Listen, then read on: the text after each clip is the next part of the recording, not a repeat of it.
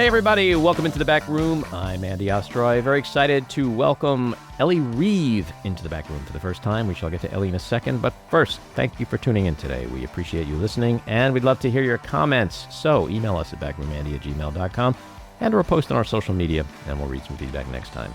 And if you like the podcast, please follow or subscribe and rate and review, and you'll be notified every time we post a new episode. So, Elle Reeve is a CNN correspondent whose work has won numerous awards, including the Emmy, the Peabody, and more. Her writing has appeared in Vice, The New Republic, New York Magazine, Elle, The Atlantic, and The Daily Beast. Elle, welcome into the back room. Oh, thanks for having me. Congratulations on your book. It is called Black Pill, How I Witnessed the Darkest Corners of the Internet Come to Life, Poison Society, and Capture American Politics. And it is described as being, quote, about Charlottesville, January 6th, the alt-right, an incel three-way, a death party, a mushroom trip, a book burning, a fascist cell phone, plus what I witnessed reporting on extremism for a decade. All right, you did a great job with that blurb. You had me at an incel three-way. What was that? And perhaps this may be a dumb question, but were there any women involved in that three-way? One. Yeah. That was not the answer I was expecting. Yes. The reason I told this story is I think it tells us something really powerful about the way the internet shapes our identity, which is Fred Brennan. He'd run this website called Wizard Chan, wizard being a man who's reached the age of 30 as a virgin. That they supposedly have magic powers. So he had been running Wizard Chan, and a woman wrote to him and was like, "Do you want to lose your virginity? I have a fetish for virgins." And after some negotiation, she flew out, and they did. They had a relationship. One day they were hanging out with another Wizard Chan moderator, an incel, involuntarily celibate. And they told him they wanted to sleep together. And this third guy, Bear, was like, "Well, can I watch?" And they agreed to it. And they go through the whole process. Bear decides he can do a better job. So he jumps in there. They perform a sexual act. Everyone has a great time until afterwards, when they're all lying there in the afterglow, and Fred asks Bear, "But what about Wizard Chan?" And Bear is like, "Wait, well, is this woman my girlfriend now?" And she says no. And he starts getting upset, saying, "What have I done? What have I done? I've ruined my life." And then they can't figure out why he's so angry until they understand that now that he's not a virgin, he doesn't get to be part of this community anymore. So he's not a wizard. He's not a normie. He's just a loser. This all sounds so crazy. I mean, you sort of embedded yourself for a while with these folks over the years, and you learned a lot about them. But to lay people like us who watch and listen, it just seems like they're insane. Are they insane, or is something bigger, or giving them some credit, something more principled involved here? Well, that's a good question because, something like a third of Americans have a mental health diagnosis. Mm-hmm. So sure, a lot of the people I've interviewed do have some mental health problems, but almost everyone involved in these extremist communities is very smart. I can tell by talking to them. Some of them want to prove it by showing me their IQ scores. I think there's a profound loneliness. And there's social science research to back that up. That people have fewer and fewer friends. They spend less time with other people. They feel very lonely. And you can get sucked into this online world where you can interact with people without social anxiety. Mm-hmm. And it feels like you're making the best friends you ever had because of the lack of information with the person you're chatting with on screen. You can imagine them to be whoever you want them to be. And then later, when they end up meeting someone in person, and I've heard this over and over in different communities, that's when they realize, oh, like these guys aren't who I thought they were. These people I thought were my friends are kind of weird and strange, and I don't actually know them at all. I hear that, and I get that, and I do believe that for some people, or maybe most of them, it's about finding a community and belonging and all that. The flip side to that is it is true. You can go online and you can meet up with people who love dogs or old cars. Like, what is it about these folks that draws them in with this conspiratorial, violent type of belief system about the government and Trump and all that? Like, they're finding each other, but they're finding it through horrible, dangerous means and themes, no? Yes.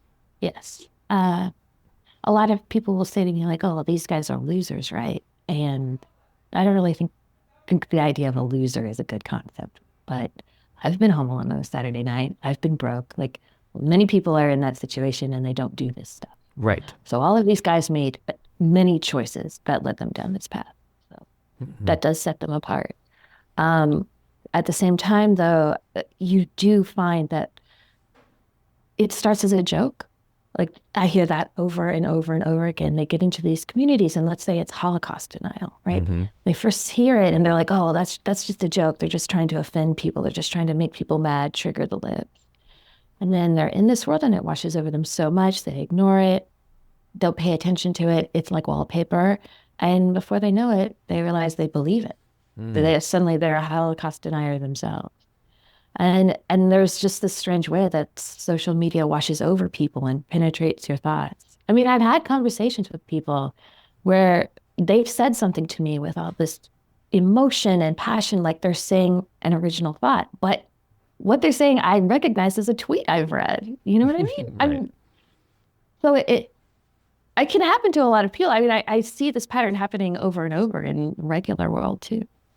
What is it, the root of it? Is it racism, anti-Semitism, fear and hatred of other? There has to be something in the DNA, don't you think, that allows them to be so predisposed to be sucked into this kind of thinking? Well, one white nationalist I spoke to said, you don't actually have to work that hard to find racism in America. You can just sense it in the ambient pop culture and the news. So that's not that sure, there are seeds of that already in there. A lot of people are angry and they're looking for a reason why they don't fit in. They're not at the top of society. And so it is easier to accept that someone else outside of them is holding them back, some unjust, corrupt entity. Now with the white nationalists, this is Jews. I mean, what's really strange about this is like these guys aren't poor. Like the alt-right, so there's a new kind of white nationalism that emerged in the 2010s. They were middle class. Like these weren't poor people. These aren't downtrodden working class. Your skinhead cliche. Like these guys had it together, or at least had it enough. It just wasn't good enough. They're also very resentful of their inability to get women. And that's a big entry point into these movements. Hey, welcome to the club. No, I'm kidding. So what, I love when there's a new word that comes around every so often in our culture. I always wonder, like, who was the first person to say this thing and how did it take over? And incel is one of those words for me. So like, what is the origin of incel? When did that begin? Is there someone like notable who was the coin phraser of incel? Yes, actually. Reply All, that podcast doesn't exist anymore. They did a really, really good piece on this. It was a woman who created it in the 90s and had a message board and then kind of the movement sort of curdled and she left it behind. Where I really saw it get picked up was on 4chan, this anonymous troll message board. There's a site called R9K where it would automatically delete anything that had been copy and pasted. So you had to post something original. Well, if you're the kind of kid who is on the computer all day, like there's a certain kind of story you have to tell, which is like, I'm a loser. I got rejected. I got bullied at school. And this board became a real engine of these kids, commiserating and then slowly building out this ideology about why this stuff was happening to them. And so incel was this podcaster or this woman you're saying that she coined that word? Incel was, I don't remember her. I believe her name was Alana. But this was in the 90s. This is decades ago. Wow. And then in the early 2010s is when R9K folks, the anonymous people posting theirs, really start picking it up. It also was a very strong reaction to the pickup artist movement. Do you remember that? Like the game published by Neil Strauss in the early 2000s. Okay, so it's this idea of these guys who, negging. I'm sure you've heard of negging. Okay, I'm it's this whole culturally idea bankrupt. okay. It was this idea that any guy, no matter what he looks like, no matter how rich or poor he is, can pick up women if he follows these simple rules. One of them is negging, where you insult a woman and say like, oh, or you just give them an ambiguous compliment to make them I feel hear like women you're love that, by the way. They love what? being This was a insulted. big thing. This was a big thing in the 2000s. And so there are these guys who would run these sort of clinics on how to pick up women. So if you feel like you're a nerd and you don't have a lot of swagger, like these guys will teach you how to walk into a bar and like sleep with any woman you want to. Um, so then incels come as a response to that saying like, no, there is nothing I can do to change my inability to pick up women because I am too ugly. My face has doomed me and this is my permanent fate. It will never change. It's a very dark and depressing mindset. I mean, they'll go on these message boards and post pics of their faces and ask other guys to tell them how ugly they are. And those guys will reply mercilessly, say, well, your chin's too small, your nose is like this, your teeth, whatever. And it just is a reinforcing cycle where they're just extremely depressed at the lot in life that they were born into. And they talk openly about how often their online friends have died by suicide. Like it's very common. And I've talked to these guys like, well, why don't you leave? Like, just get out of this chat room, like, go outside. And they can't. They're addicted to it. It's really sad what you're saying. Like it's, as much as I hate these people because I think they're doing a lot of damage to this country right now, I've always tried to find the underlying root of things because it sometimes helps me be less angry. And it is sad. It is sad that people can get to a point in their life that they just need to surround themselves with other like-minded, sad, depressed, angry people and then go do bad things in order to feel good. I don't know. I mean, obviously the internet seems to be the engine behind a lot of this, but how much do you feel like Donald Trump in the last 8-9 years has given license to this corner of our society to not be afraid to be public anymore? Like now we can just do whatever we want because dude in the White House is saying the same kind of shit that we're saying in a way. Right. After the 2016 election, one like fascist troll told me, well, Trump might be a pussy grabbing asshole, but he's our pussy grabbing asshole. That he saw him as an embodiment of the 80s when there was this like white masculine strength and money, and there weren't women all the time nagging them not to be sexist assholes. But what's interesting to me is like if I was speaking to someone like that, probably my first question would be like, okay, is it okay for that asshole to grab your little sister's pussy? Would that be okay? Would you still think he's a fun guy? Like, it's insanity to me when but you see these people at Trump rallies, women with a t-shirt with an arrow that'll be like, he can grab my pussy anytime. And you're like, really? Really? He could just come up and grab you and like, you're okay with that? What about your mother or your sister or your daughter? Like, is that okay? I always say like, I feel like I'm living in a Salvador Dali painting. Like that's what America is like right now. It is so surreal. And the views of some people have become so poisoned, and in trying to figure it out, the internet is easy, but I do attribute a lot of it to the license that Trump has given based on what you just said. Like, it's like the president of the United States was a guy who said, I can grab women by their private parts. And he got 70-something million votes. So it's like, if he can do it, I can do it. I was interviewing some Never Trumpers recently who told me they had spent too much time in Washington and not really understood what their voters were like. And I was trying to explain to them, like, I'm from the South. I lived in small town Tennessee on 9/11. I worked in a factory and it was second shift. So I'd be driving home at 2 or 3 in the morning, and to stay awake, I'd listen to far right radio.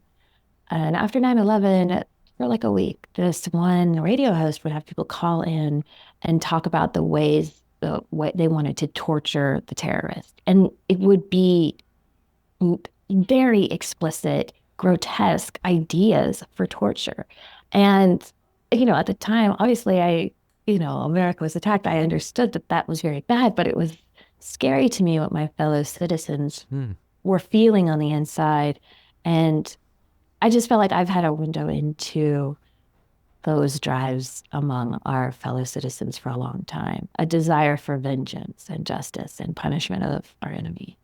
It is scary to think that there's a lot of people out there walking among us who feel a certain way and could do really bad things. You know, you talk about Charlottesville in your book. That seems like it was such a, pivotal moment to me based on what I was just saying about Trump. It's like that moment, was that a turning point in the movement that you have followed for the last decade or so, where it became okay to drive into a crowd and kill someone and march in the streets and say, Jews will not replace us, and have your president go, hey, everybody's cool on both sides, Like, how important was that in what it set us off on for the next however many years?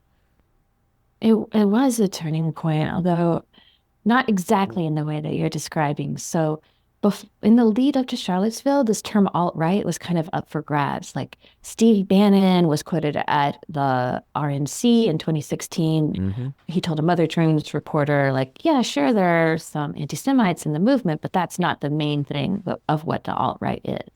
Charlottesville happened, and it becomes very clear that is what the alt-right is. Mm-hmm. It is about anti-Semitism. It is people posting memes about concentration camps. So all of the people they had been so proud to march barefaced, they got doxxed. They got fired from their jobs. They were ostracized in their towns. Mm-hmm. They were kicked off financial services platforms so they couldn't raise money on the internet. A lot of them got sued in civil court for what they'd done. Mm-hmm. And so the leaders who thought they were sort of taking over, that they were going to have a place in mainstream society, they were shunned to the side. But at the same time, a lot of these ideas, and I think the way that they did activism has stuck with the mainstream. So replacement theory. In the alt-right, that's the idea that Jews are intentionally bringing in people of color to dilute the white population and maintain control, because white people are hard to control. Mm-hmm. Obviously, they don't say that on Fox News, but there have been Fox hosts who talk about Democrats intentionally importing immigrants into the country in order to get more votes to maintain control. It's like a softer, gentler version of the same thing. Likewise, the first person who ever sent me a screenshot of a drag queen story hour was a fascist troll in 2017. And years later, this becomes a massive issue in the conservative movement. Likewise, there's this attitude, the swagger, the machismo, like that has carried forward in the Republican Party. I think I might have seen a tweet of yours recently, but you were talking about like this gay part of the alt-right movement. Yeah. So what's happening there? There's this tension between this emphasis on masculinity that borders on the homoerotic and this idea that, of a trad, strong, heterosexual, have lots of white babies guy. So, I mean, this is actually a recurring theme. Hitler stormtroopers, when the Night of the Long Knives, when Hitler purged like maybe 1,000 of them, one of the official justifications was that they were gay, that the leader was gay, and that many of the officers are gay. So within white nationalism, there has been this tension between, do we have a more friendly to gay people white nationalism, or do we have this more religious, trad, Nick Fuentes style anti-gay movement? It's so crazy. I mean, I to keep myself sane, I always try to look at everything through the lens of humor. And I'm a diehard liberal, and I'm pro LGBTQ plus. But I always wonder, like, how does that just keep getting extended? How many letters are we going to add? So maybe it's like LGBTQ NN, like, neo-Nazi.